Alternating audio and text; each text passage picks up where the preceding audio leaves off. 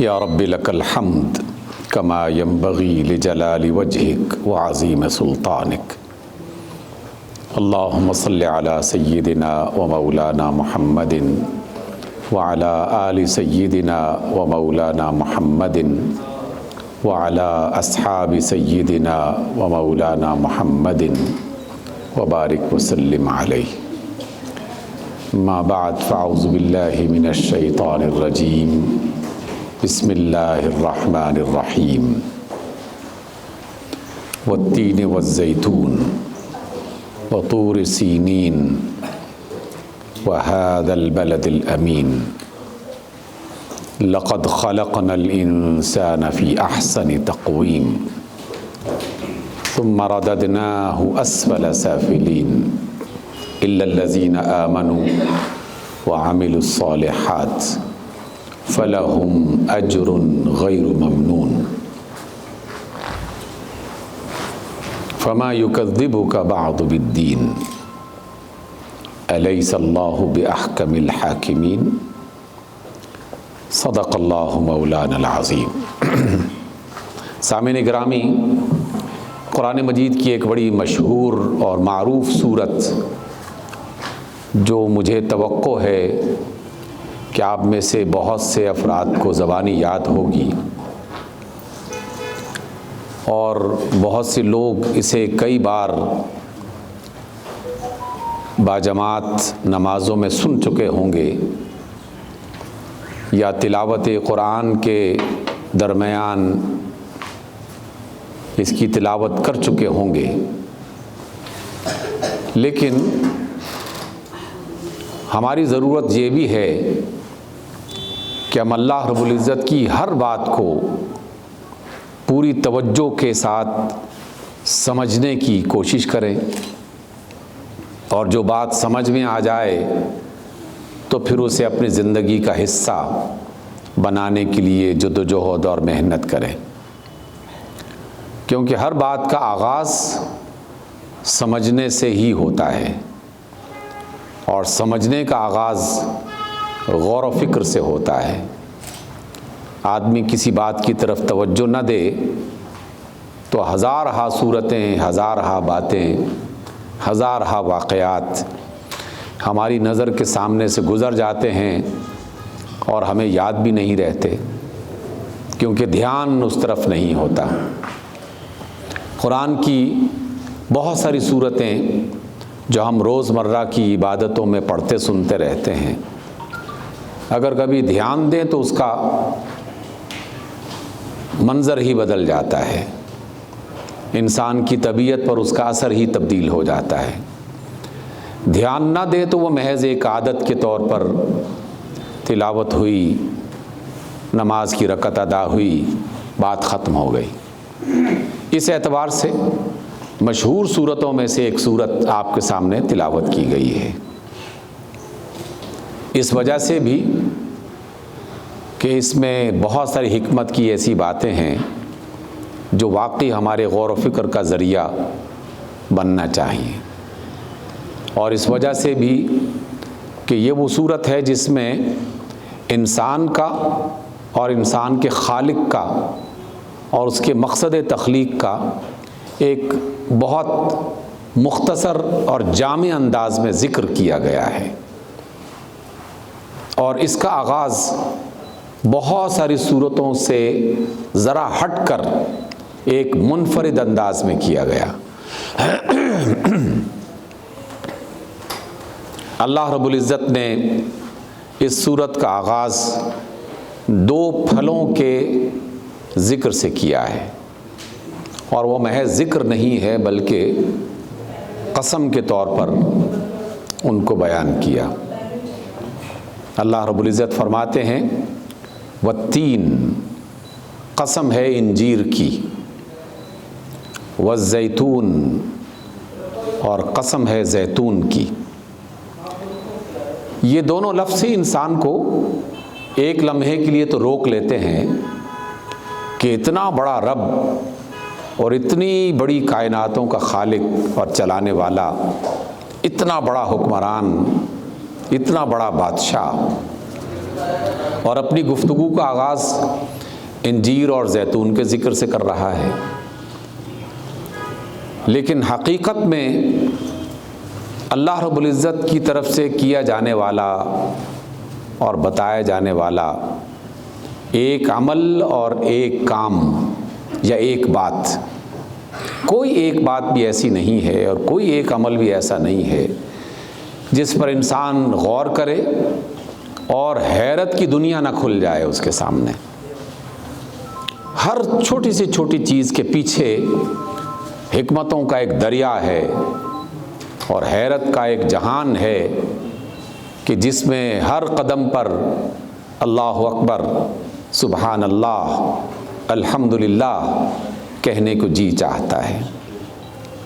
اس اعتبار سے اللہ کی طرف سے بتایا جانے والا کوئی لفظ بھی معمولی نہیں ہے، وہ بہت بڑی حکمتیں اپنے اندر رکھتا ہے۔ آئیے پہلی حکمت اس میں سے تلاش کرتے ہیں۔ اللہ تعالیٰ نے اپنی ہزارہا مخلوقات میں سے جب بھی کسی مخلوق کا، چاہے وہ بالکل چھوٹی سی ہو، ذکر کیا ہے تو پہلا اشارہ تو یہ انسان کو دیا کہ تم اس پر غور ضرور کرو اور تحقیق کا دروازہ کھول کر اس کے اندر چھپی ہوئی نعمتوں کو، فائدوں کو، اللہ کی حکمتوں کو تلاش کرو۔ اس لیے الفاظ کا جو ظاہری معنی ہے سب سے پہلے وہ مراد لیا جاتا ہے اور وہ تحقیق کا، غور و فکر کا ایک ذریعہ بنتا ہے۔ یہی وجہ ہے کہ بظاہر ایک معمولی سا پھل جب حکمت کی دنیا میں داخل ہوا اور طب کے میدان میں کام کرنے والوں نے اسے اپنی تحقیق کی بنیاد بنایا تو پتہ چلا کہ یہ تو قوتوں کا خزانہ ہے اور انسانی نظام ہضم کو، قوت اور توانائی کو بہتر بنانے کے لیے بہت ہی انمول صلاحیت رکھتا ہے، انجیر ہو یا زیتون۔ زیتون کے بارے میں جناب رسول اللہ صلی اللہ علیہ وسلم فرماتے ہیں کہ جس کے گھر میں زیتون ہو اسے سالن کی کیا حاجت۔ کبھی فرمایا جاتا ہے کہ انسانی جسم کی جو کھال ہے، یعنی اس کی جو جلد ہے، یہ زیتون اس کے لیے بہترین ذریعہ ہے۔ ہمارا موضوع زیتون نہیں اور انجیر نہیں ہے، لیکن میں صرف ایک اشارہ دے رہا ہوں کہ بظاہر بہت ہی معمولی چیز کا ذکر کر کے حقیقت میں ایک بہت بڑی حکمت کی طرف اشارہ کر دیا جاتا ہے۔ زیتون کے ذکر کا ایک اور بڑا ہی خوبصورت حوالہ جو اللہ رب العزت نے خود قرآن مجید میں دیا ہے اور کہا کہ یہ جو نبی محترم صلی اللہ علیہ وسلم اللہ کا جو کلام تمہارے پاس لے کے آئے ہیں، یہ ایک ایسی روشن قندیل ہے جس میں زیتون کا تیل استعمال کیا گیا ہو، اور ایسا زیتون کا تیل کہ جسے آگ نہ بھی دکھائی جائے تب بھی وہ چمک اٹھے اور تب بھی اس کے اندر ایک روشنی سی محسوس ہو، اور اس کا نہ مشرق ہے نہ مغرب، گویا کہ ہر طرف اس کی روشنی اور اس کی رہنمائی میسر آتی ہے۔ یہ بھی بذات خود غور و فکر کا ایک بہت بڑا میدان ہے، لیکن ہم اس کو اسی حد تک آج کی مجلس میں ذکر کرتے ہوئے کہ زیتون کا ذکر ہوا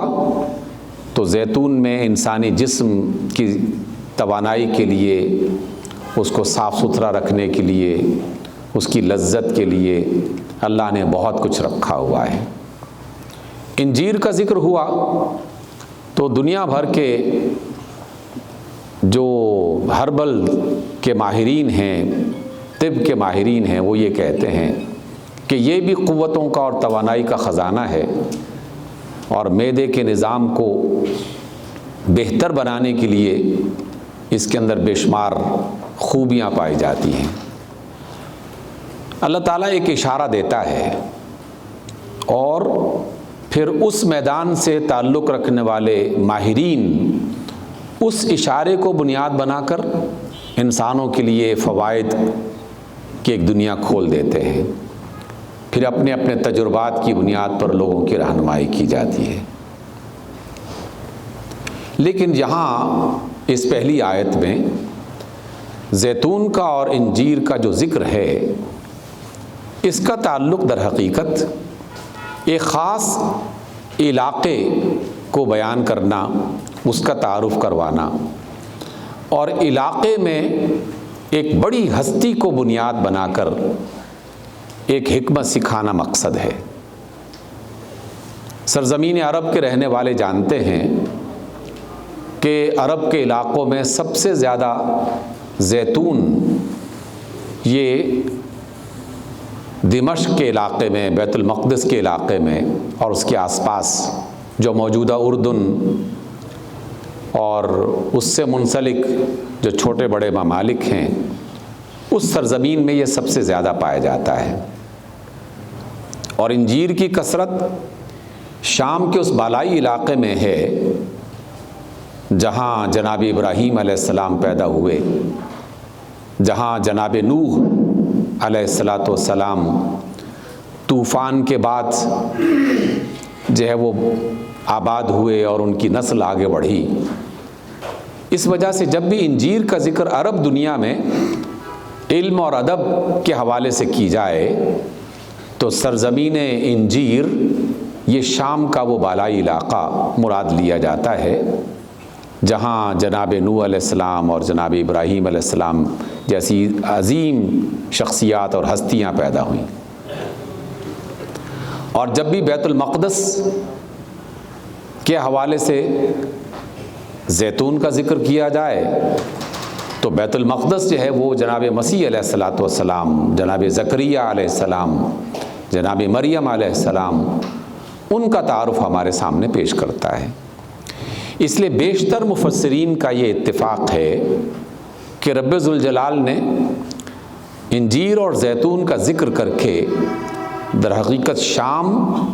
اور بیت المقدس کے علاقوں کا ذکر کیا اور ان کا ذکر کر کے ان عظیم الشان بزرگ ہستیوں اور نبیوں کا حوالہ دیا، اور در حقیقت ان کی قسم کھائی جا رہی ہے، ان کو گواہ بنایا جا رہا ہے۔ اور پھر فرمایا وطور سینین، طور سینا۔ سینا کا جو لفظ ہے اسے 3 طریقوں سے پڑھا جاتا ہے یا بولا جاتا ہے، ایک سینا، دوسرا سینا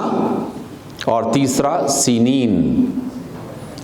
اور اس علاقے میں ایک بہت بڑا اور عظیم الشان پہاڑ طور کے نام سے مشہور ہوا، اور اس کی شہرت دنیا بھر میں اس حوالے سے عام ہو گئی کہ یہ وہ پہلا خوش نصیب پہاڑ تھا کہ جس پر رب ذوالجلال نے سب سے پہلے ایک نبی کو براہ راست مخاطب کرتے ہوئے اپنی تعلیمات سے نوازا۔ جناب موسیٰ علیہ السلام انبیاء میں سے ایک بزرگ نبی اور بڑے مرتبے والے نبی، وہ جب اس مقام کے قریب پہنچے تو اللہ کی طرف سے ایک حکم ہوا کہ اے موسیٰ اپنے جوتے اتار دو، اس لیے کہ تم ایک مقدس وادی طوا میں داخل ہو چکے ہو۔ ایک خوبصورت ہلکا سا اشارہ یہ بھی مل جاتا ہے کہ کسی بھی پاکیزہ مقام میں داخل ہونے کے لیے جوتے اتارنا یہ احترام اور اس کے تقدس کی علامت ہے۔ یہی وجہ ہے کہ عبادت گاہوں میں لوگ جوتے اتار کے داخل ہوتے ہیں۔ اللہ نے بھی اپنے برگزیدہ نبی سے یہی بات کہی، فَخْلَعْنَا عَلَيْكَ، اپنے جوتے اتار دیجئے۔ اور دوسرا اشارہ یہ ہے کہ اللہ تعالیٰ جس وادی کو، جس پہاڑی کو، جس پتھر کو، جس سرزمین کو عزت دینا چاہے وہ رب ذوالجلال ہے، وہ عزت دے دیتا ہے۔ بظاہر وہ محض ایک پہاڑی ہے، محض ایک وادی ہے، اور اس سے زیادہ خوبصورت ہزارہ وادیاں دنیا میں موجود ہیں، لیکن اللہ نے اسے عزت دینا چاہی تو اپنے ایک نبی سے براہ راست اپنی آواز سے ہم کلام ہوا۔ یقیناً پتھروں نے بھی اللہ کی آواز سنی ہوگی، اس زمین کے ذروں نے بھی اللہ کی آواز کو سنا ہوگا اور اس کی ہیبت کو محسوس کیا ہوگا۔ تو اللہ تعالیٰ نے یہ دوسرا حوالہ دیا طور سینین کا۔ اور تیسرا بڑا حوالہ وہ البلد الامین، جو کہ مکہ کا دوسرا نام ہے، وہ دیا، اور مکہ کا ذکر کر کے تمام انبیاء سے زیادہ برگزیدہ، زیادہ عزت والے، زیادہ محترم نبی جناب محمد صلی اللہ علیہ وسلم کو گواہ کے طور پر، حوالے کے طور پر پیش کیا۔ اب آپ غور کیجئے کہ اتنی عظیم الشان بزرگ ہستیوں کا حوالہ دے کر اگر کوئی بات کہی جا رہی ہے تو وہ بات کوئی معمولی بات تو نہیں ہوگی، وہ تو انتہائی اہم بات ہوگی کہ جسے ہماری سوچ کا، ہمارے غور و فکر کا مرکز ہونا چاہیے اور اس پر گاہے بگاہے بات ہونی چاہیے۔ تو اللہ تعالیٰ نے ان عظیم مقامات کا، طور سینین ہو یا سرزمین مقدس بیت المقدس والی ہو یا شام کا وہ بالائی علاقہ جناب جہاں پر نوح اور ابراہیم علیہ السلام پیدا کیے گئے، یا مکہ کی صورت میں سب سے زیادہ اور سب سے پہلا پسندیدہ مقام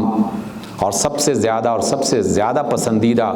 ہستی جناب رسول اللہ کی حیثیت ہو صلی اللہ علیہ وسلم، تو اس کے بعد جو بات کہی جا رہی ہے وہ بات قابل غور ہے۔ اللہ فرماتے ہیں کہ میں قسم کھاتا ہوں ان تمام نبیوں کی۔ اب پھل اور علاقوں کا ذکر پس منظر میں چلا گیا، حالانکہ پہلے پیش کیا گیا ہے، لیکن جو انسان کو سمجھانا مقصود تھا وہ ہمارے ذہن میں آ گیا، اور مفسرین کا اس بات پر اتفاق ہے، کیونکہ البلد الامین جو ہے اس نے پہلے تینوں لفظوں کی اصل تفسیر بیان کی ہے۔ فرمایا لقد خلقنا الانسان فی احسن تقویم، ہم نے انسان کو بہترین انداز میں، بہترین ساخت میں، بہترین صورت میں پیدا کیا ہے۔ لقد خلقنا، ہم نے تخلیق کیا ہے، اللہ خود بتا رہے ہیں کہ ہم نے تخلیق کیا ہے، ٹھیک ہے نا۔ اور احسن تقویم میں تقویم کا لفظ ہم پہلے سمجھتے ہیں اور پھر اس کی حکمتوں کو تلاش کرتے ہیں۔ عربی زبان میں تقویم کسی بھی چیز کو ایک منظم طریقے سے چلانے، بنانے کا نام ہے۔ اگر تاریخیں ہیں، ایام ہیں، ایام کے نام ہیں، اس کا کوئی حوالہ ہے، تو جب اس کو ایک منظم مرتب انداز میں بنا دیا جاتا ہے تو عربی زبان میں ایسے کیلنڈر کو تقویم کہتے ہیں، ایسی ڈائری کو تقویم کہتے ہیں جس میں دنوں کے نام لکھے گئے ہوں، مہینوں کے نام لکھے گئے ہوں، دنوں کا تعارف لکھا گیا ہو، مہینوں کا تعارف لکھا گیا ہو، سورج کے ڈوبنے اور طلوع ہونے کے جو ہے وہ معاملات وہاں پر ذکر کیے گئے ہوں، تو کسی بھی اس طرح کی ڈائری اور کیلنڈر کو تقویم کہا جاتا ہے۔ یا کسی اور چیز کو منظم کرنا، اس کے لیے بھی تقویم کا لفظ استعمال ہوتا ہے۔ اور آپ کی جماعت، آپ لوگوں کے ہاں یہ لفظ اکثر بولا سنا جاتا ہے کہ فلاں صاحب اس حلقے کے قیم ہیں۔ یہ قیم کیا ہوتا ہے؟ قیم بھی در حقیقت منظم کرنے والے، مرتب کرنے والے، چیزوں کو ایک سسٹم کے مطابق چلانے والے فرد کو کہا جاتا ہے۔ اس وجہ سے قیم کی طرف سے پورے سال، پورے مہینے، پورے ہفتے کے پروگرام وہ ترتیب دیے جاتے ہیں، پھر کسی بھی فورم پر اس کا اتفاق ہو جائے، پھر اس کا ابلاغ، پھر اس پر عمل درآمد، پھر اس کی تمام ضرورتیں، پھر اس کا حساب، یہ سب چیزیں جو شخص کرتا ہے اسے قیم کہا جاتا ہے، جسے آج کی دنیا میں جنرل سیکرٹری یا سیکرٹری جنرل کے طور پر متعارف کروایا جاتا ہے۔ تو بنیادی معنی ہے تقویم۔ اللہ رب العزت نے جب انسان کو بنانا چاہا تو بہترین تقویم کے حوالے سے اس کو بنایا، اور اس میں ایک ایک چیز کو اللہ تعالیٰ کی طرف سے پورے نپے تلے انداز میں سوچے سمجھے منصوبے کے مطابق بنایا۔ اور میں آپ کی مجلس میں کئی بار یہ ذکر کر چکا، لیکن چونکہ میرا اور آپ کا تعارف ہے، انسان کا تعارف ہے، اللہ تعالیٰ اتنے بڑے انبیاء کا ذکر کر کے پیش کر رہا ہے، تو اس پر جتنی بار بھی غور کیا جائے اتنا ہی بہتر ہے۔ رب ذوالجلال نے جب انسان کی تقویم کرنا چاہی تو مٹی کے انتخاب سے لے کر اس کی صورت گری تک ہر چیز کو سب سے بہترین حالت میں، سب سے بہترین شکل میں اللہ رب العزت نے تخلیق کیا۔ آپ کو یاد ہوگی وہ حدیث جو نبی محترم علیہ السلام کے فرمان کی صورت میں نے آپ کی خدمت میں پیش کی تھی۔ رسول اللہ صلی اللہ علیہ وسلم فرماتے ہیں کہ جب اللہ نے آدم کو تخلیق کرنا چاہا تو زمین کے ہر حصے سے مٹی اٹھائی گئی، انتخاب کیا گیا،